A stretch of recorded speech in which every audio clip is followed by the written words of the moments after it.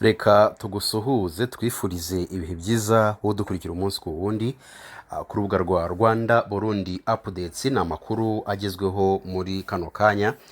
Murabizi neza ko umuramyi witwa Vestina ni umuramyi uri muri groupe cyangwa se wihuje na murumuna we witwa Dorcas. Ni abaramyi rwose bamenyekanye cyane mu Rwanda. Rero mu minsi ishize uyu mukobwa yarushinze n'umugabo witwa Idrissa. Ni ibintu byavugishije abantu benshi bavuga bati wihutiye gushaka, bavuga bati ntabwo byari bikwiye ko bikorwa muri ubu buryo, dore ko byakozwe byihuse ndetse bikaba mu ibanga rikomeye. Ibi byose rero byagiye byegeranywa abantu benshi ku mbuga nkoranyambaga bakagenda bavuga ngo ntabwo byari bikwiye. Kuri TikTok mwagiye mubona mu ma comment abantu bavuga ngo uyu umugabo wa Vestina simukunda. Ni ibintu byagiye bivugwa cyane cyane, abantu benshi bagezeho bumva bibateye ikibazo. Kuri ubu ngubu rero kuri uyu munsi kuri Instagram y'uyu mukobwa witwa Vestine hamaze kujyaho ubutumwa w'ubwe yiyandikiye, ariko bubabaje cyane burekejwe n'ama emoji cyangwa se twa turanga byishimo cyangwa se umubabaro turira yagaragaje, yashyizeho akarira. Bivuze ngo ni ibintu byari bibabaje cyane, ariko nanone iyo ukurikije amagambo yanditse muri iyi message cyangwa se ubutumwa yashyize kuri konti ya Instagram, ni ubutumwa bukomeye cyane kandi bubabaje. Uyu mukobwa rero yavuze amagambo menshi, amagambo ababaje, ndetse biravugwa ko kuri konti ya Instagram amafoto yarariho yarahuriyeho n'umugabo we yamaze kuyasiba. Ibintu nabyo byaje kuba byatuma abantu benshi babyibazaho. Rero tugiye kubagezaho byinshi kuri aya makuru muri kano kanya, tubabwire ese uyu mukobwa byamugendekeye bite, kugira ngo ugende usobanukirwa gatanu kuri gatanu. Umuririmbyi w'indirimbo zo kuramya no guhimbaza Imana witwa Ishimwe Vestine yashyize hanze ubutumwa bwakomeje gutuma abakunzi be bibaza byinshi ku buzima bwe bwite, cyane cyane mu mubano we n'umugabo we witwa Idrissa Jean-Luc Odriago.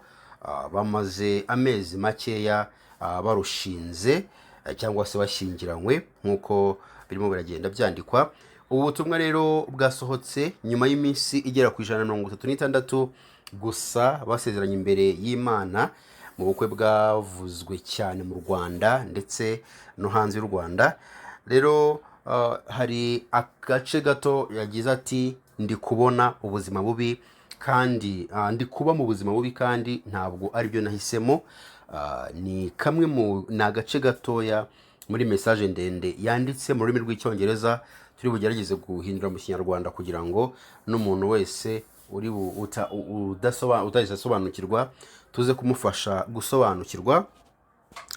Rero mu magambo ye Vestine yavuze ko arimo kunyura mu bihe bitoroshye atateganyaga. Avuga ko yigeze gufata icyemezo kidakwiye cyagize ingaruka mu buzima bwe. Yongeyeho ko nubwo byamubabaje abifata nk'isomo Imana imuha ngo arusheho gukura no kumenya aho yakwitwararika. Yagize ati nungutse isomo rikomeye, nta muntu uzongera kumbeshya cyangwa ngo asenye ubuzima bwanjye. Ariko we ku ruhande rwe yavuze ngo nta mugabo uzongera kumubeshya ngo asenye ubuzima bwe. Yagize ati nungutse isomo rikomeye, nta muntu uzongera kumbeshya cyangwa ngo asenye ubuzima bwanjye. Vestine yavuze ko mu bihe biri imbere azitonda cyane mbere yo kwinjira mu rukundo, agasuzuma neza uwo bagiye kubana cyangwa se uwo bari kumwe ndetse n'umuryango avukamo. Abamukurikirana ku mbuga nkoranyambaga bagaragaje ko amafoto yose yarari kumwe cyangwa se ahuriweho n'uwo bashakanye yasibwe kuri konte ye. Ibintu byavugishije benshi kuko ari ubwa mbere byari bibaye nyuma y'uko basezeranye. mu mpande zombi nta ruhande na rumwe ruragira icyo rusobanura ku mugaragaro ku birimo kuvugwa ku mubano wabo, kandi amakuru yo gutandukana ntabwo yemejwe mu buryo bwa nyabwo n'uhagarariye cyangwa n'umuryango wabo. Ariko ubutumwa bwa Vestine yanyujije kuri Instagram bwatumye hibazwa byinshi mu byerekeye cyangwa se ku cyerekezo gishya ashobora kuba ari kwerekezamo. Dufite amakuru menshi twifuza kukugezaho.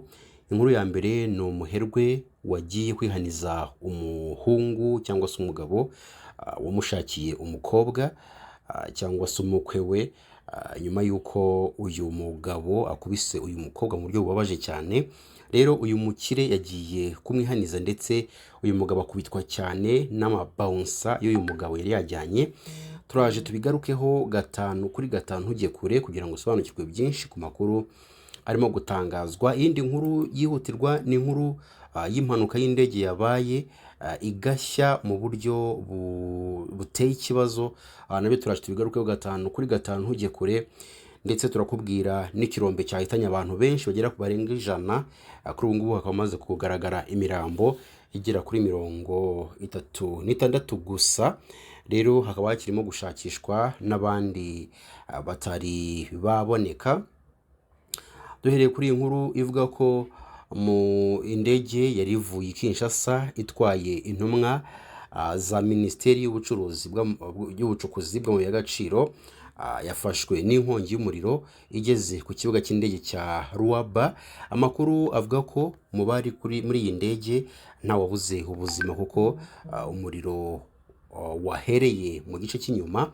Amashusho agaragaza abari mu ndege basohoka bwangu ubwo ikibatsi cy'umuriro cyari kiyongereye.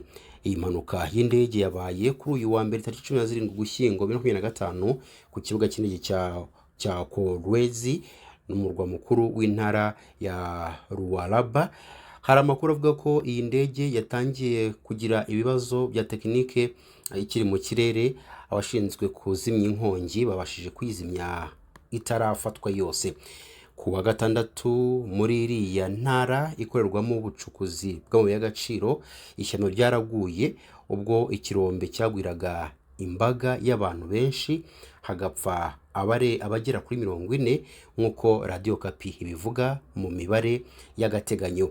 Iyi mpanuka yabereye mu kirombe cya Mulondo mu gace ka Kawama muri teritwari ya Mucaca muri iriya ntara ya Lualaba. Radio Okapi ivuga ko abantu 40 bapfuye, imirambo 40 ikaba ikiri mu buruhukiro bw'ibitaro, mu gihe abandi 4 bene wabo baje kubatwara kubashyingura. Nta mibare ya nyuma iratangazwa kubagwiriwe n'icyo kirombe, dore ko hari abavuga ko abapfuye barenga 70, abandi bakavuga ko ari 100. Kiriya kirombe cya Mulondo giherereye mu birometero 42 uvuye mu mujyi wa Kolwezi ku cyicaro cy'intara ya Lualaba. Ni ahantu higanje ubucukuzi bw'amabuye y'agaciro bukorwa mu buryo bwa gakondo n'abaturage badafite ingamba z'ubwirinzi zihagije. Amakuru avuga ko abacukuraga amabuye y'agaciro mu buryo butemewe bakwiriye imishwaro bahunga urusaku rw'amasasu y'abarinda icyo kirombe, bahungira aho abacukuraga bari.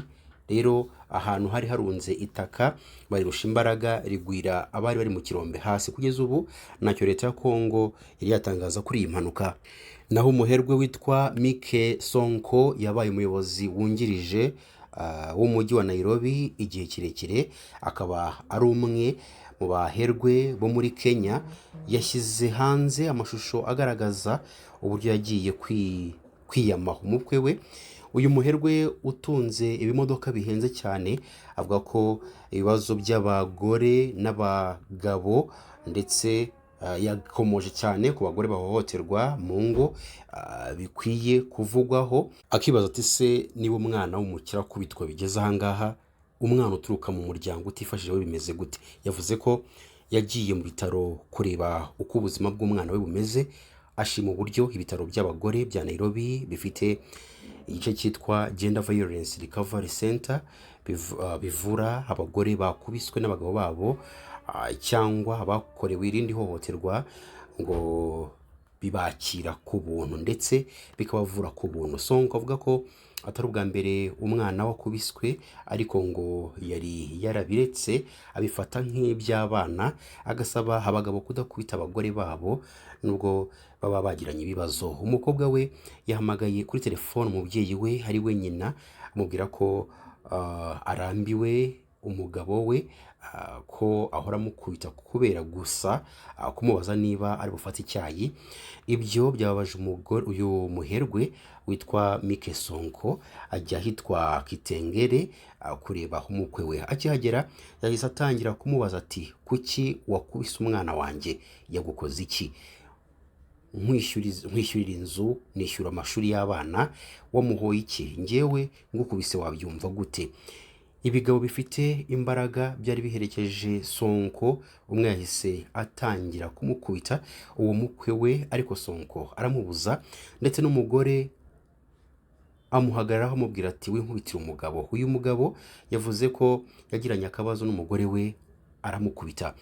Byarakaje Mike Sonko, amubwira umugore ati, uzamwica nanjye nzakwica. Yavuze ko umwana we akwiye kumubona nk'umubyeyi we, adakwiye kumukubita. Mike Sonko yasabye umukwe kumusubiza imodoka ihenze aheruka kumugurira, ati, ubutaha uzakubita umwana wanjye tuzabonana, uzamubabaza nanjye nzakubabaza, ntacyo ngutwaye, ariko ubutaha numukoraho uzabona icyo umubyeyi ari cyo. Uyu muherwe yahise atwara umwana we, avuga ko uyu mugabo azaza gucyura uyu mwana ari uko azanye n'ababyeyi be.